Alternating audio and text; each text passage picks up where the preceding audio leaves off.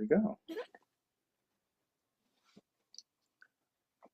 Okay, my name's Robert Force, and I'm going to welcome you right now to this class on understanding modes. And when I put out the class description, I said basically, if you learn 7 vocabulary words, you're basically going to able to understand modes. I was a college counselor for a number of years, and I told those kids who were going into college, don't take 2 classes that end in the word ology, because the psychology and the sociology and the anthropology, they're all describing the same elephant, but they have a different set of vocabulary to describe it. So just study, one sort of naming system at a time. And most of you, I would assume, uh, are really immersed in the modern world, and in the modern world we have chromatic music, which means we have a 12-tone scale that between C and C, there's whatever, 10 other notes, 11 other notes. So we're going to go back in history just a little bit to understand why the dulcimer and why the association with modes. And here's my caveat. Yes, my college degree is in medieval music, so I'm trying to keep most of my mouth shut about all this type of stuff. And then there's this, and then there's that, and then this guy, Odo of Cluny, in 1033 did, it's like, okay, excuse me. But I do get carried away. The book that I wrote that I asked you to take a look at, In Search of the Wild Dulcimer, is the result of in my early 20s, having discovered the dulcimer. I was so fired up about it. I really wanted to know everything there was about it. And when I grew up in Bellingham, Washington, which is only 18 miles from the Canadian border and as far north and as far west as you can get from where most of you are, nobody knew what a dulcimer was. So I had heard the recordings of Richard and Mimi Farina, and those were the times I was in college in 1966. There was a lot of folk singing going on, and a lot of people exposing their feelings and talking about Michael rowing that boat ashore and where all those flowers have gone. And this was the music of the time, and it really struck me. And when I listened to Richard and Mimi's music, it pulled me into a world of wanting to be a songwriter, and I loved the instrument that Richard was playing. But nobody, I say nobody knew anything about that. And up in the northwest part of Washington State, the Appalachian tradition and culture simply was unknown. So I took a picture of the album cover, and I went to a local Austrian immigrant violin maker, Al Fisher, and I showed him the picture and I said, "Can you make something like this?" And he said, "Oh, I already have." And he reached down underneath and he pulls out, a dulcimer. Basically, kind of a simple hourglass, kind of something like this, all out of dark woods, very simple. It had mechanical tuning pegs on it and this and that. And I said, "Oh, great. How much?" And he said, "Well, $20. And I said, "Oh, I only have $18.50. And he said, "Sold." So I got my first dulcimer. And I asked him where he got the design, and he said that he had written for a number of years for Popular Mechanics magazine, and he got the design from what he said was the 1949 edition of Popular Mechanics. So that was good enough for me, and off I went to go play my dulcimer. The dulcimer that he sold me this is called, the dulcimer is from the family of zithers. Okay, it's not a chordophone. It's not a harp, it's a zither, which means that this fretboard is on top of the instrument instead of sticking off or just a hollow like a harp would be free strung or like your auto harp. Okay, so in this dulcimer, only the melody string was over the fretboard. The true zithers, going back 200 or 300 years, had one note that went along a fretboard. And then out here, there were multiple sets of strings. Deedle-deedle-dee, play the G chord. Deedle-deedle-dee, play the A chord. You couldn't play an actual chord system on the dulcimer, but it was basically a stringed bagpipe. Well, this intrigued me. Everybody else had, and of course the scale fret and the way it was set up was also very intriguing. So I set upon learning to know more about it. And frankly, I played for on and off for 2 or 3 years before I even discovered that it was a part of Americana, that it had an Appalachian folk history. To me, it was just a weird world instrument that I'd heard on a record, and I loved the sound of it. And wow, just being immersed in the drone.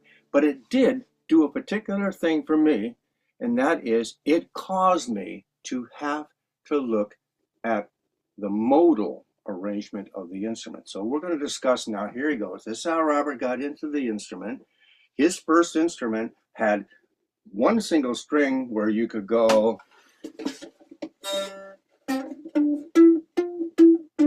You could play one thing, and the rest was just all drones. As I began my search, what I discovered that Gene Ritchie's books, he said her Uncle Dallas Ritchie tuned the dulcimer bim, bim, bomb. Bim, bim, bomb. It didn't mean a lot to me, but bim, bim, bomb it was. A little more research. What bim, bim, bomb meant was G, G, C. So, if you look at the dulcimer here, and I'm going to get it up there and close. If you look at that dulcimer, if you're tuned to a G and a G and a C, there's no resolve until, let's see, I make sure I have the right instrument. Yes. So there's no resolve until you get to the third fret. And there you have C and G and C. And only from that third fret position do you have what we now call a major scale.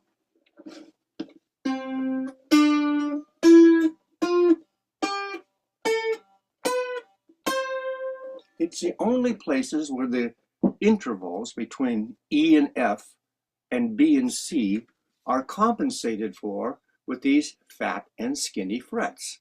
If you're thinking about a piano, all of the modes are all of the white keys on the piano and none of the black keys. So if you start on C, bing, bing, bing, bing, bing, bing, bing, you never have to touch a black key. If you start on D, you go bum, bum, bum, bum, and you get what we can now call a flat 7. So you would have to, if you want to play in the D major, go up to that black note. But if you don't have the opportunity for that black note, you just continue to play on through and you get a flat 7, like this.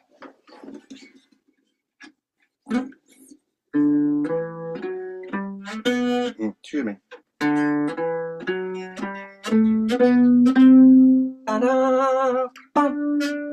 And that's because, when you look at that thing I did, that this circle of E's and F's and B's and C's go around.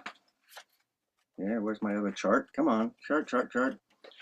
Oh, well, we'll use this one. They go around. So this is probably the page we're going to be using the most, because it shows that if you start here on C and you count the normal frets of a dulcimer, anyway, if you count the normal frets, and we're not going to see too much resolution, you're always going to come up with do, re, mi, fa, sol, la, ti, do. Okay. The ancients, going back to Pythagoras, in my mind, we're talking about Western music here, not Eastern music and the other music, simply call this the Ionian mode. And the Ionian mode is traditionally, we're talking traditionally and historically, a mode which starts in C, ends in C, and has what we think of as 8 perfect intervals in between.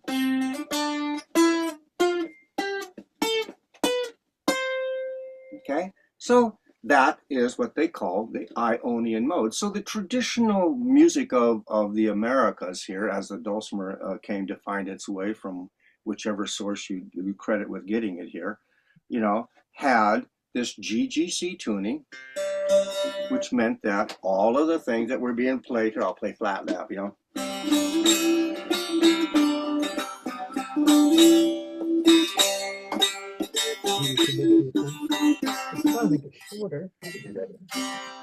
So the Ionian mode. All right, now we're going to take it, we're going to freeze that in time here and simply say the definition of any mode is the starting key tone, and that is your key for understanding this. Now we go to the vocabulary list. The key tones have been changed. Okay, I'm going to do this. How do I do this in a realistic manner? Okay, now with multiple tones, multiple possibilities, everybody can transpose any key and any mode to any key or any mode. So we're sort of like narrowing our focus down to when music was being discovered, and we'll do it from there. So the modes from nominally 1600 on were associated with, and if you look at the left side of that column I put for you here, is that right there is, if it was an open strung, it was your Mixolydian mode, which normally would only have been played in G to G. Then came the Aeolian, then the Locrian, then the Ionian, then the Dorian, then the Lydian, then the Phrygian. Those are your 7 vocabulary words. Each one of those things simply describes a pattern or a scale. Because once again, if you look at this thing, if I was to start here in the Aeolian mode, it changes everything that I'm going to do. I'm going to use my other instrument here. If I start in the Aeolian, then my scale goes na, da, da, da, da, da, da. It's like, okay. If I start in Ionian, da, da, da, da, da, da. If I start in Dorian, da, da, da, da, da, da. Can't get up that high. In other words, wherever you start, that weird, elusive B, C, E, F moves to a different place, and therefore you get literally a different scale. Most people are used to a D scale is do, re, mi, fa, sol, la, ti, do. Basically, they took the model of the C scale and they made it the model for all major scales. And that's why in the early days of American dulcimer, or sort of the new Renaissance, you'll see things written that say D Mixolydian. This is acknowledging the fact that because it's Mixolydian, it starts on the open fret. But it's transposed to the key of D. Okay? Because if I said I'm playing in Mixolydian, one would, if you historically, of course, nobody does this anymore, you would say, oh, he's playing a G. No, not anymore. So if you say D Mixolydian, it simply meant I'm playing in do, re, mi, fa, sol, la sharp, do mode, what we call the old Joe Clark mode. The Appalachian people had it a lot easier. It's a mode which needs the flat 7. You can't play old Joe Clark without the flat 7. So you got to like... In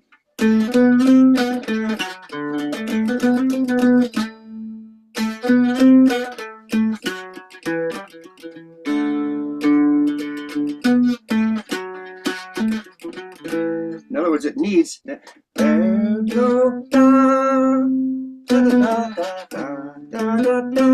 So they called the Mixolydian the G, the old Joe Clark mode, because you needed that 7th. If I tried to play it in Ionian, that 7th wasn't there. Okay, and take a short, maybe hopefully a little tiny bird walk back into the actual dulcimer.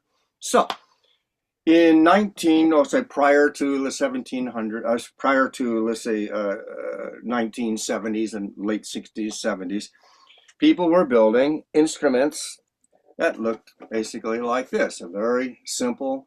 Now this was a traditional coming off of a violin thing, real easy to cut sound holes, and no real room at the end for someone to rest their hand because it was played flat lap and nobody rested their hand anyway. So this instrument was built basically in 1970. So you see a 1970 instrument, same kind of characteristic, the hourglass shape. The only difference is it does have mechanical tuners that were added to it. And it's still in a modal arrangement. It doesn't have an extra fret. There's no 6.5 fret here.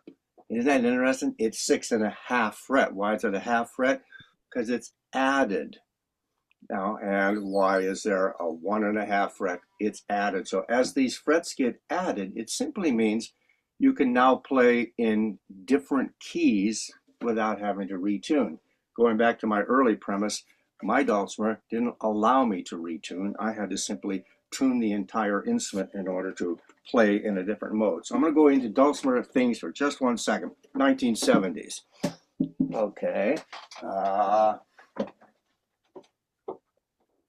Another one, let's say, from the 1970s.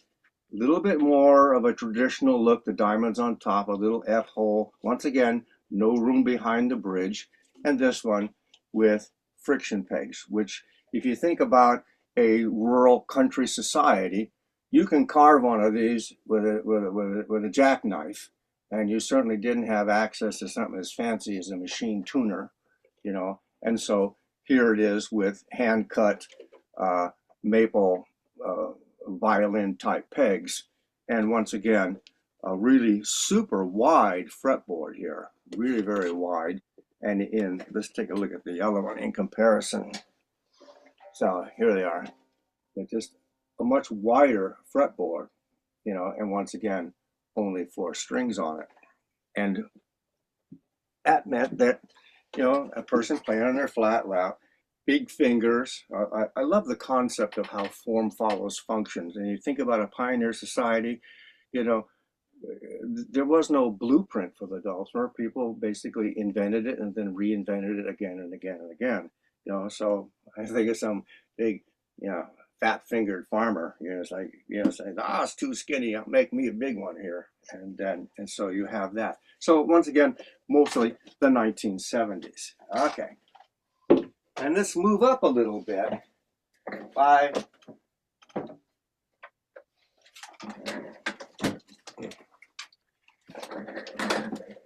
the early 70s, say 71, 2, 3, this one's by 3, you'll see for the first time the extra fret that's in here.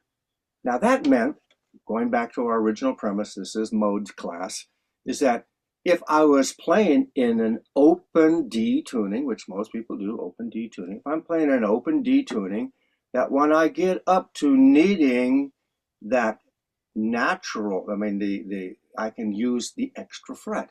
So I get do, re, mi, fa, sol, la, ti, do. And so the first kind of extra fret that came in was the one that allowed you to be in an open tuning. That's pretty open. To be in an open tuning and be able to play do, re, mi, fa, sol, la, ti, do, and also have the opportunity. So basically, in that case, you were in an Ionian mode, you know, transposed to the key of D. So, I mean, I know this sounds confusing. So, you know, those 3, 4 charts that I gave you really help you see your way through that. So anyway, the extra fret starts in. Okay, let's talk about Robert Force and Albert Daché. We decided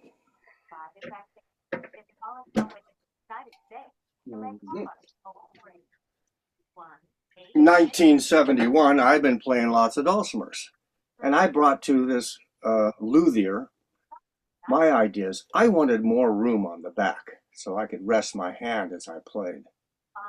I wanted a really good tuners that, you know, could hold the tune no matter what. And I still wanted the diatonic fret scale. So you can see the diatonic fret scale is still there.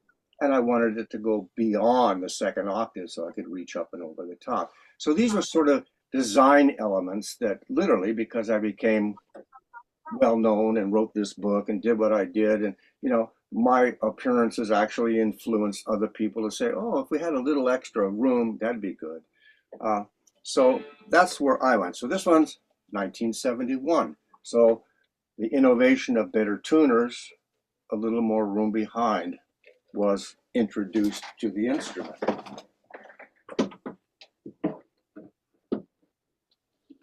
My playing partner for more than 20 years and the co-author, hello, Rud. Excuse me while I fix the set.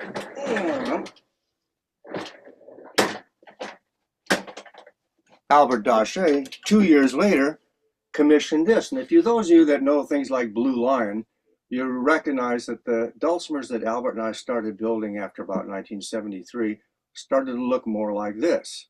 There's the traditional, what we invented, the F-hard hole.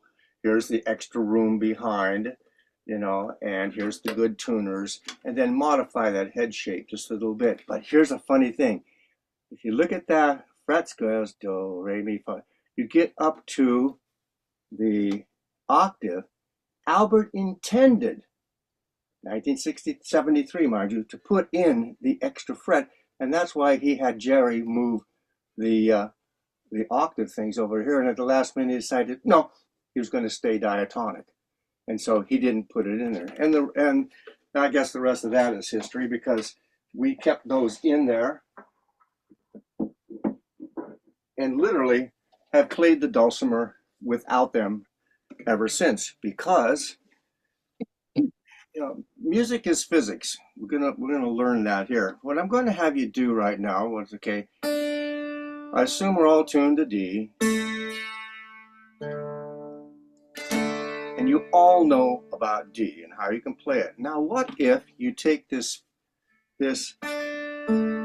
first the second string and you tune it down one note? So let's see if we can tune that string down one note.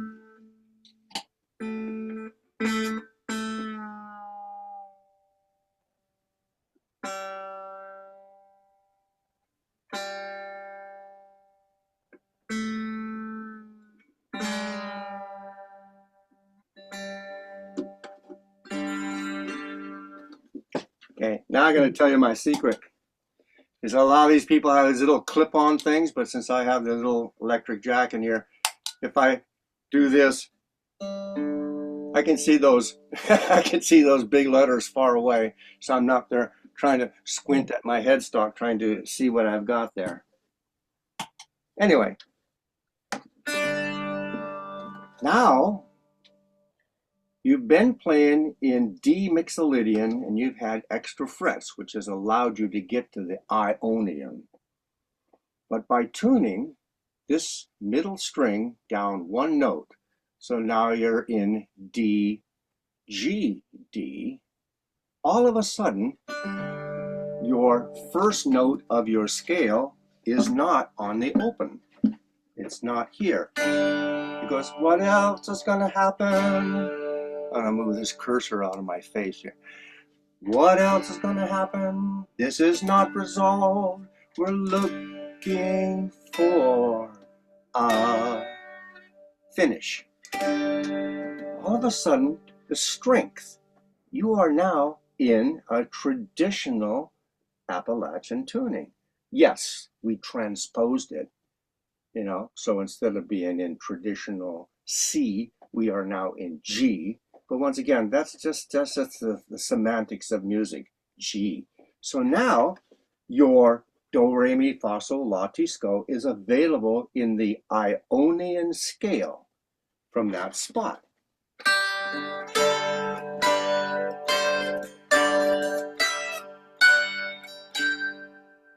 It is. So the note that makes the resolve, that creates the root, the tonic, the one, can only be found if you put your finger on that first fret. And now you have discovered the Ionian mode. What's in the Ionian mode? Well, basically, anything in C major or D major or A major or R major. You know, it's basically the scale that most of us are used to hearing. Okay, so if you've tuned to that, you can go to that tuning chart and realize, yes, if I drop my middle string one note, I am in the traditional Ionian mode. You can play Barbara Allen, you can play Banks of the Ohio, you can play any song you've ever played from your open position, but when you played them in the open position, you needed that extra fret. And that's why it's sort of changed the how people listen to their music. So Ionian. I'm going to show you one more now. Okay. I hope you're with me on this. I'm going to take that Ionian. I'm going to put it back up where it was. Oh, let's see. How about we do it the other way? Let's drop the bass string one note.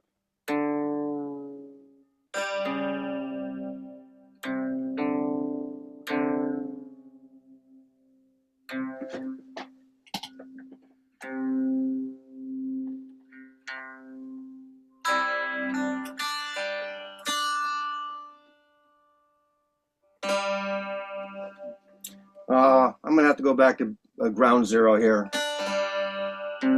Don't drop your bass string. We're going to go to the tuning where we're going to get back to where we were, D-A-D.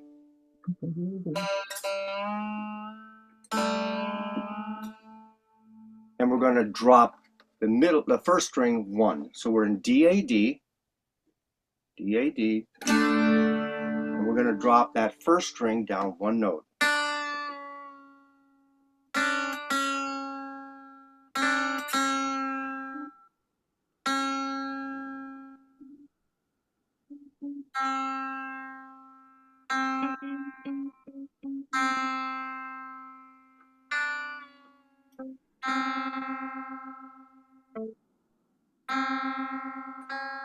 Don't do it to me.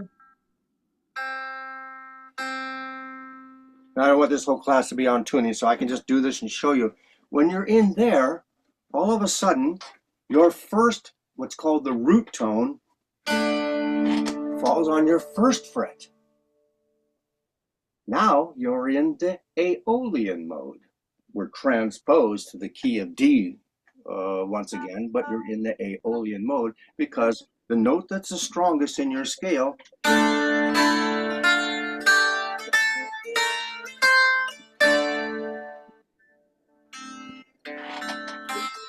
so that bam bam ba. Now you're in the Aeolian. Mixolydian, open. Ionian starts on the third fret. Aeolian starts on that first fret. What notes, what songs are in here? Like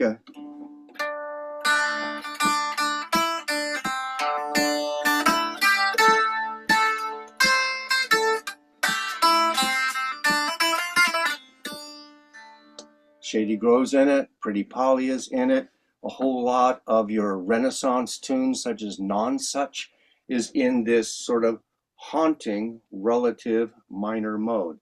So if you're tuned C, A, D, you could still chord if you wanted to, but all of a sudden that whole matrix of what's the fifth of it and what's the third of it and what creates the root that makes the chord, yes, it will challenge your brain and you can all become jazz dulcimer players as you think through the multiplicity of all the opportunities. But the simplicity, the Appalachian simplicity, is with a diatonic scale, means 7 notes and the repeat, all the white keys on the piano, if tuned so that your fifth and octave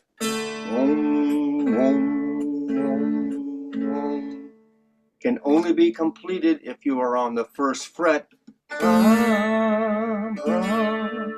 You are in the Aeolian mode. Okay, so I'm not going to torture us with a whole lot of tuning here. Why don't you play a little bit? If those of you that got tuned, just go ahead and just make a few tunes for yourselves like, oh, it's a haunting minor. Okay. And this haunting minor is the blueprint for all the other minor scales.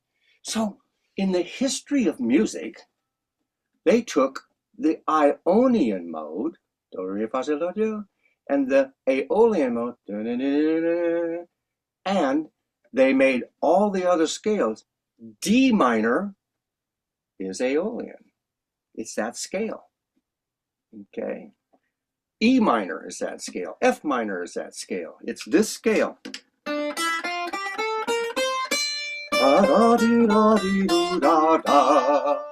And they just use it as a clone to make all the other scales. Now, those jazz musicians and other players like that know that that's just a scale. It's the Aeolian scale, and you transpose it to a particular key, but the scale is simply called Aeolian. If I were to make this note, if I were to follow my notes there and tune to this, I would be in a Dorian mode. Let's go through the words here. Open is a Mixolydian. It's basically a major scale with a flat 7. Aeolian is a clone of every minor scale that you've ever seen. Its normal traditional starting point would have been A for Aeolian. Okay. Locrian, nobody uses because in the cycle of fifths, F, C, G, D, A, E, B, there is no fifth between F and C and E and F and B and C. And so nobody used that mode.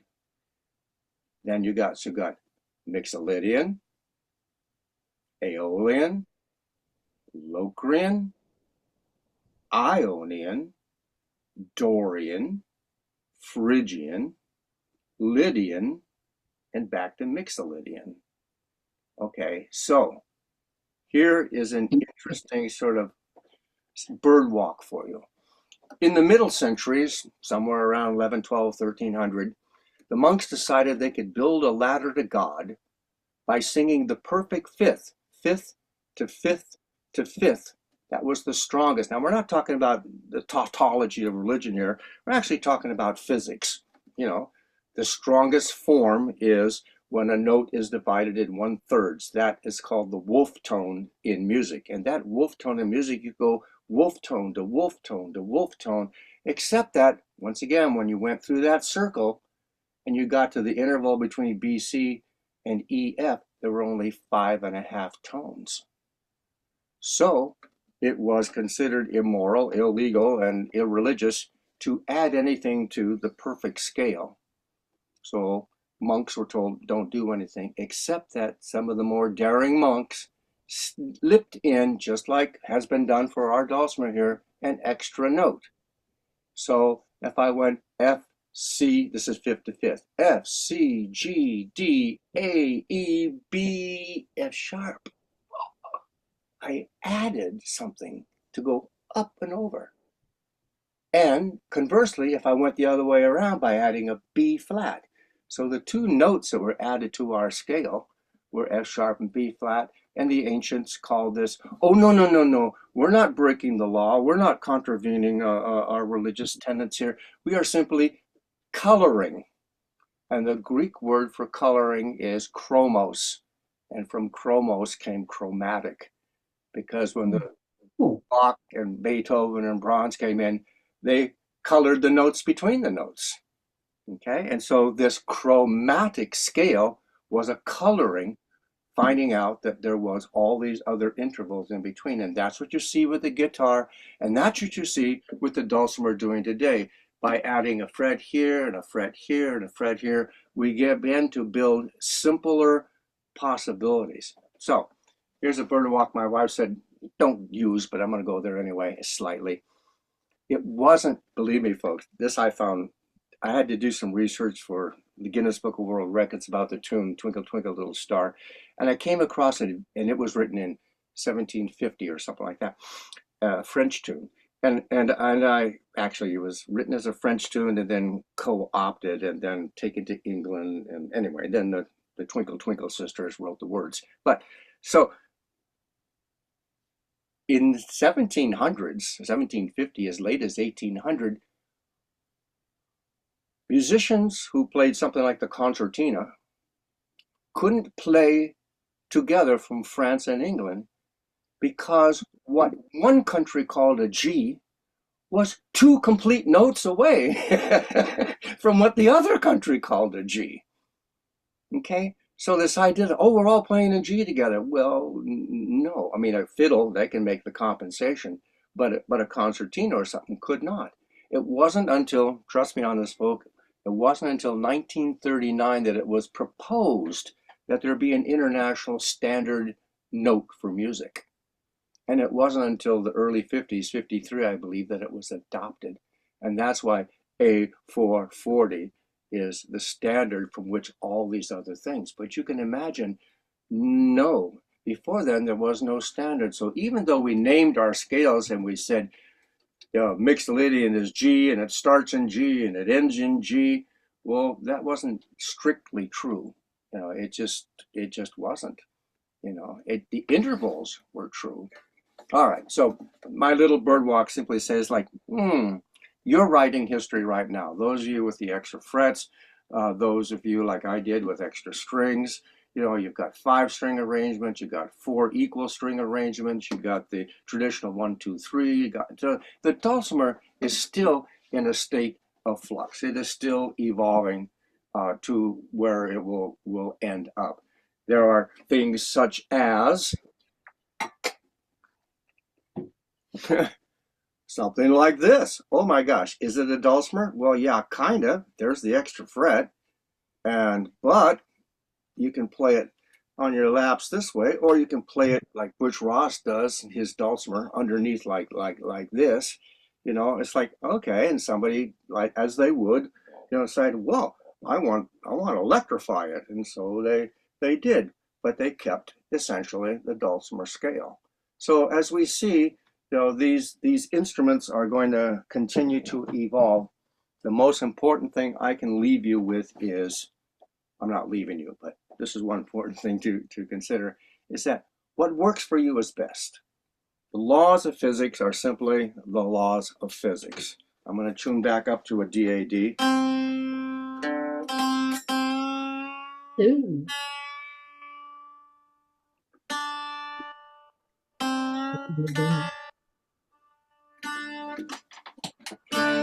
Okay, basically, here's what happened and why Pythagoras and why modes actually exist. Here we go. So, if you play a note, any note, doesn't matter what key, what vibration per second, doesn't matter. It's just a note. It's physics. It's the world. There are 10,000 spaces between every space, as we know now. There are nanos within the nanos. Anyway, we're calling it a D just because we're in the 21st century and we need to say something. That note, if I was to put a strobe light on it, would look like this. It would go up like this, touch this end, come back down like so. One note. If I was to stop that note in the middle,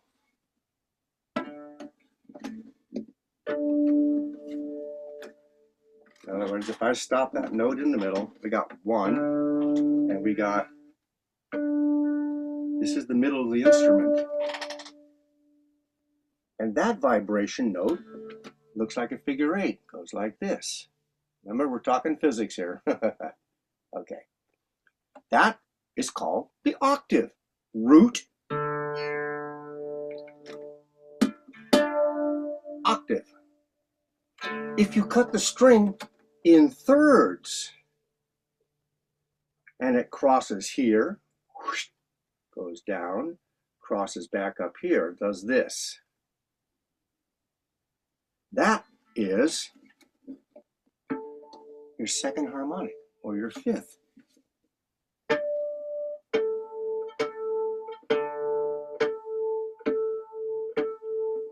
So you have root, octave, fifth.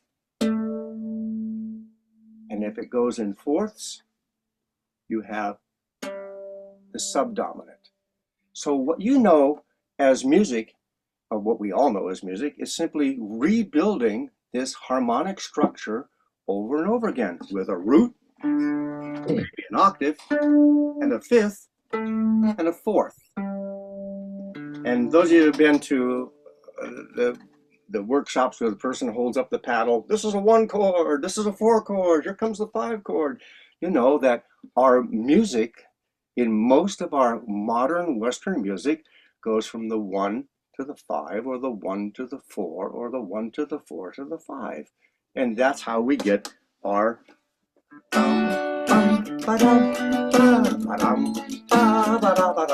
got a 1 and a 4 and a 5 and a 1. So you're always building or rebuilding around these basic building blocks of music. 1:1, and what Pythagoras did is he just basically codified it some 2,000, little over 2,500 years ago. He just simply said 1:1 as 2:1 as 3:2 as 4:3. In other words, if you're into the mathematics of it, he just simply quantified it and simply said these are the natural, observable, worldwide, unaffected by culture, unaffected by environment. These are the laws of observation and physics that make this instrument work. So one of my favorite quotations was from the British folk historian Cecil Sharp. And Cecil Sharp said, unless corrupted by an outside influence, the taste of the people is impeccable. So I'm going to take us back into the Appalachian Mountains again. Over and over again throughout history, in different times, in different places, people discover and reinvent. Wow, that sounds good. Well, that sounds good too. And if I add that, they all work together. And so the reinvention of the basic laws of harmony, the basic laws of physics, or the observable laws of physics, are what has happened throughout time and culture in all places of the world. The dulcimer, going back to its history and its root, the dulcimer is simply the living, historical, actual example of that. It's tuned with an open, a root, with a fifth, and with an octave.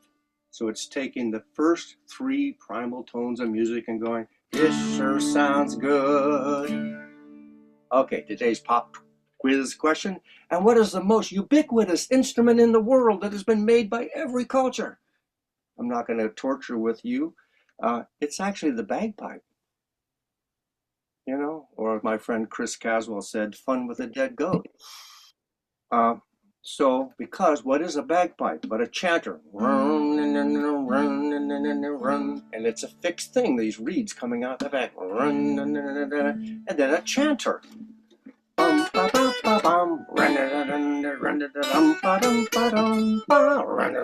So this idea of transposing a linear chanter melodic sequence over a drone, you know, is once again sort of a fundamental building block of music that is ubiquitous throughout the world, and the bagpipe being the example. I mean, have you ever thought there were Afghani bagpipes and Chinese bagpipes? Well, yes, there were.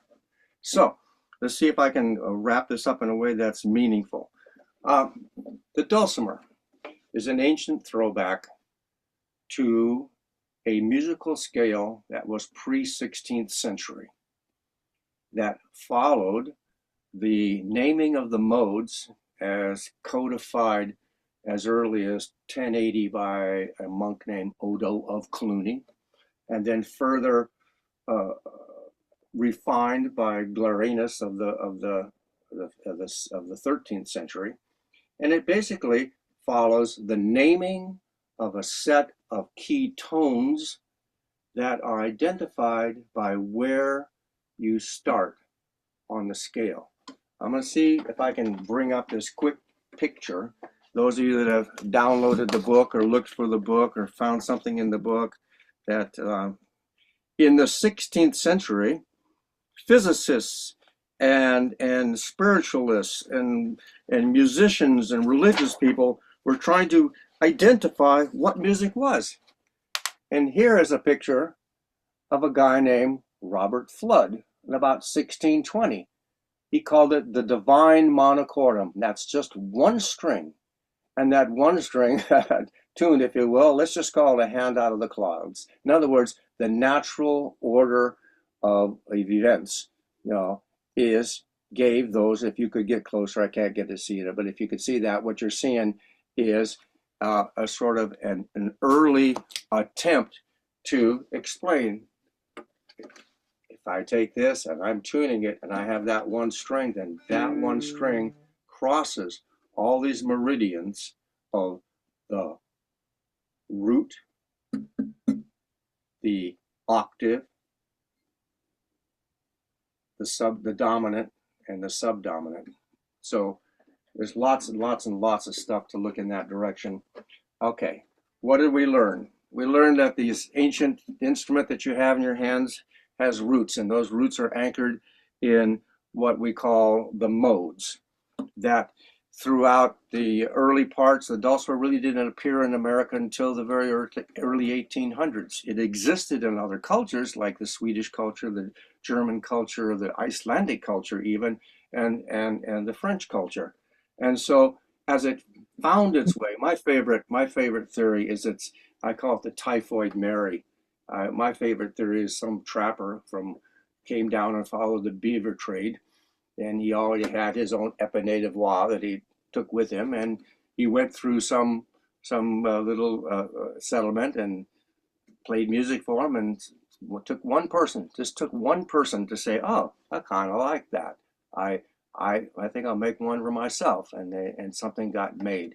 Other than that, up until 1820, there's no real verifiable proof that the dulcimer actually existed anywhere in the United States.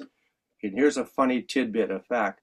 And when it was discovered that the dulcimer did exist, mostly what was played on it was English folk tunes, and that survived in these Elizabethan pockets in the Appalachian Mountains. But in England itself, there is no record of there ever having been anything that resembled a dulcimer.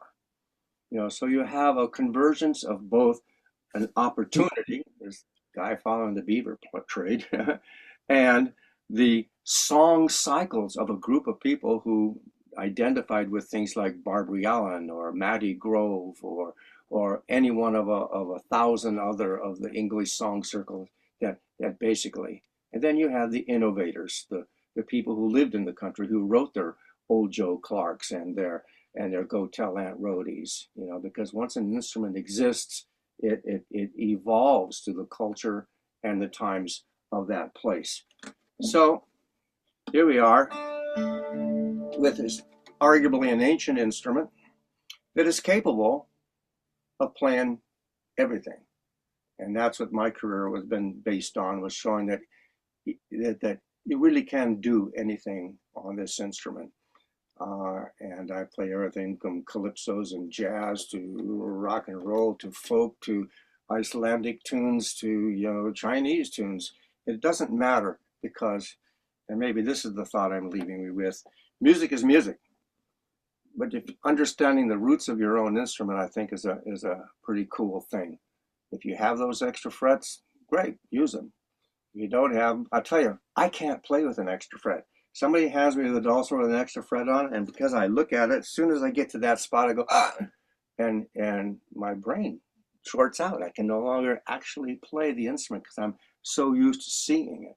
If I need an extra note, I'll bend it. I can hear the path that I'm on, but in order to visualize it, I need to be able to see this diatonic scale. And that's why in the 60-some years of my playing this instrument, I never owned one nor played an instrument with extra frets. I either got around it by bending the note below it, tuning it to a different place. For instance, those of you that have capos, raise your hand if you have a capo. I can see you here. All right. You got capos. Well, here's what you do with a capo. You don't need a capo for Mixolydian, but if you capo here, guess what? You're an Aeolian. If you capo here, guess what? You're in Ionian. You capo here, you're in Dorian. You capo here, you're in Phrygian. You capo here, you're in Lydian. You can go ahead and try that. So without doing all that fancy tuning stuff that I talked about in the book that shows you the traditional, ancient, hundreds of years, maybe thousands of years, a way of doing it, all you have to do is put a capo there, and you can experience the unique tonality and the unique quality of the scales that are associated with that particular mode. Look at your notes. Here we go.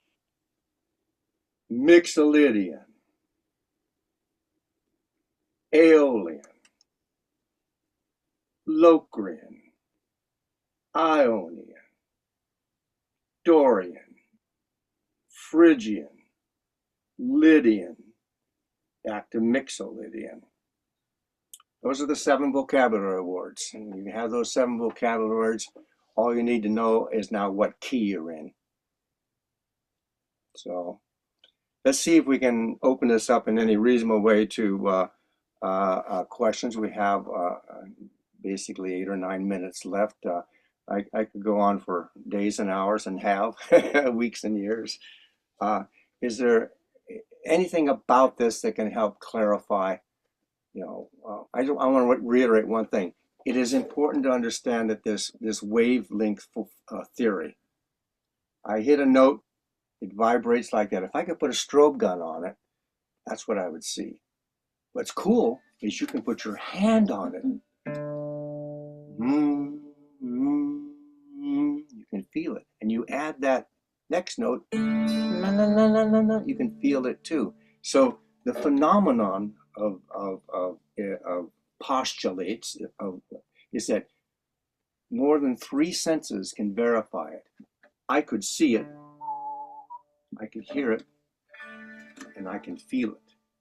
And those are the things that when you bring your instrument to you or sitting on your lap, and as you play it, you can feel when something's out of tune because it goes, it chatters. And when it's in tune, then it's in tune. You can feel it, you can hear it, and if you had super sharp sight, you could actually see it. And you can actually see some of this in the phenomenon because heat waves, light waves, the northern lights, rainbows, they basically all vibrational, theory in action right in front of your eyes. A red string vibrates at a higher frequency. That's why it's at the top of the rainbow. I mean, a lower frequency. That's why it's at the top of the rainbow. Ultraviolet, tiny frequency. That's why it's at the bottom. So I found in my journey that the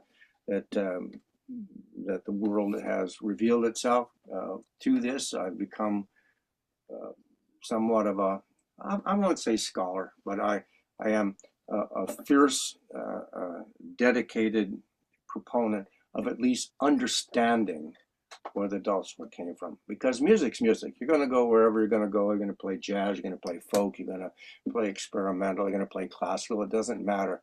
The roots are all the same.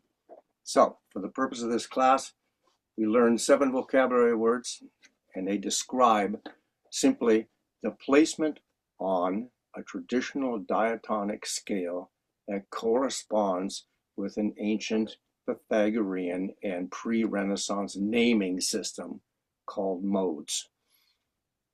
Ta-da! Questions? Let's see if we can open this up a little bit. Anybody? Other than, oh my God, my ears hurt. If you have a chance, read through that book that I wrote almost 60 years ago, and just some of the pieces there. This was a kid, right? I'm a kid then, 22, 3, 4 years old, you know, trying to define and understand the universe that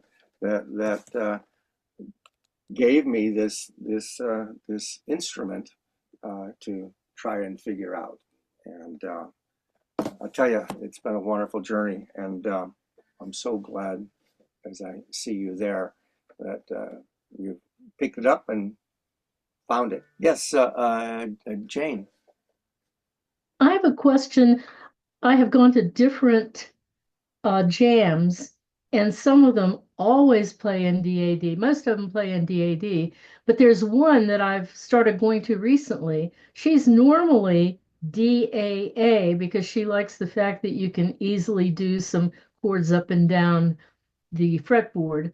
But then she always has us retuning in all these ways. And I'm like, is that really, you were talking about you just bend them and you don't change them all that much. Is that hard to Well, bend them? it, to me, think about a violin. Oh, Violin has no frets on it. Cello has no frets on it. Bass has no frets on it. Basically, if anything, I just got, you know, seven little extra helpers here to tell me where those notes are. You know, if I've seen fretless dulcimers, for instance, I mean, so once again, if you, regardless of the tuning, it's where that song goes, and you can get to that song on whichever string it is if you're tuned into your own instrument. And so many other people these days, and if I have one cosmic objection, is that so many people are learning the chords, and chords are great, but chords are only three pathways because you don't have a melody in a chord. Okay? As a young kid, I was a trombone player. There's no chords on a trombone, it's all melody. And so my brain was wired from an early age to follow the melody. And the chords were just little sweeteners that you can add that are kind of like pats on the tetherball pole. Pat. Okay, so this person that has you tuning to DAD, yeah, if they're using the DAD in a way that advances the class and the tone and the thinking, or is particular or endemic of a particular song or style, great. Other than that, it's just notes. Okay, this is a favorite tale about myself. I once went to a festival in back out east.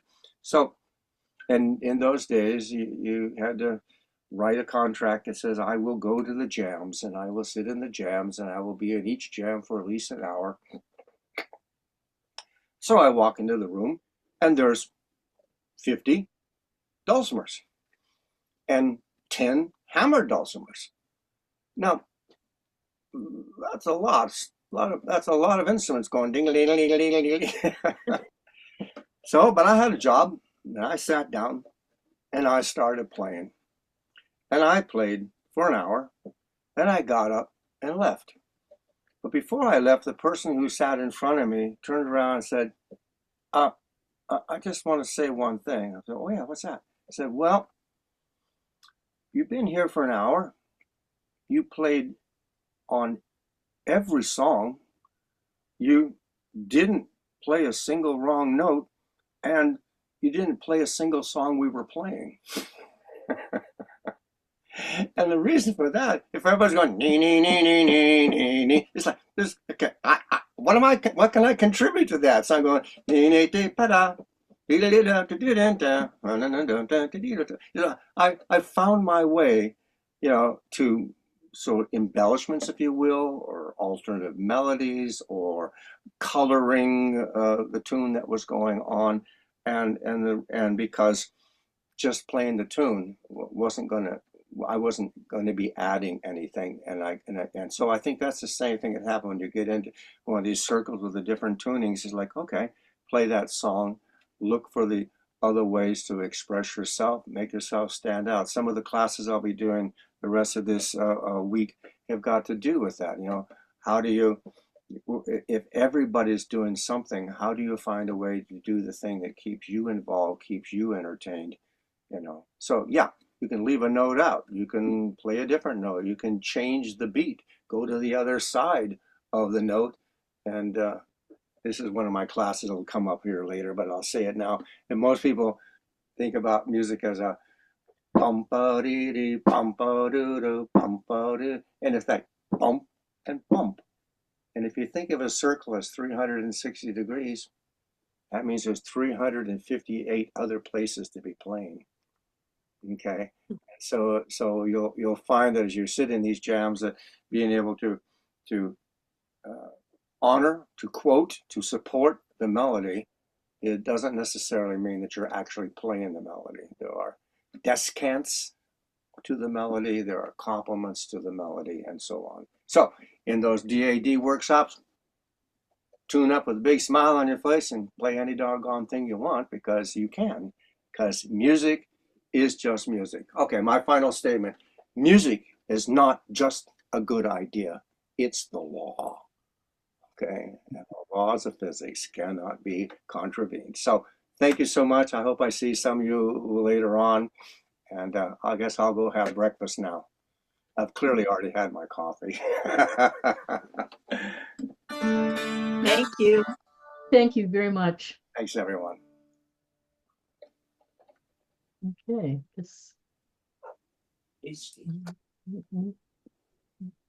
Yeah, I've got to run, but I need to do something with you first. I can stay on if you have more questions, but I gotta find a way to turn off the recording aspect of this. They don't make it obvious.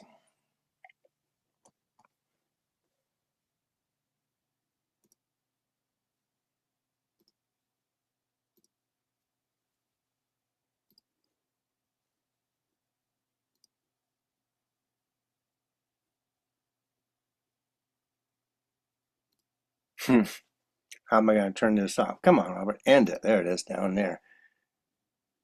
First of all, let's stop the recording. Meeting. Stop the video, pause and stop recording.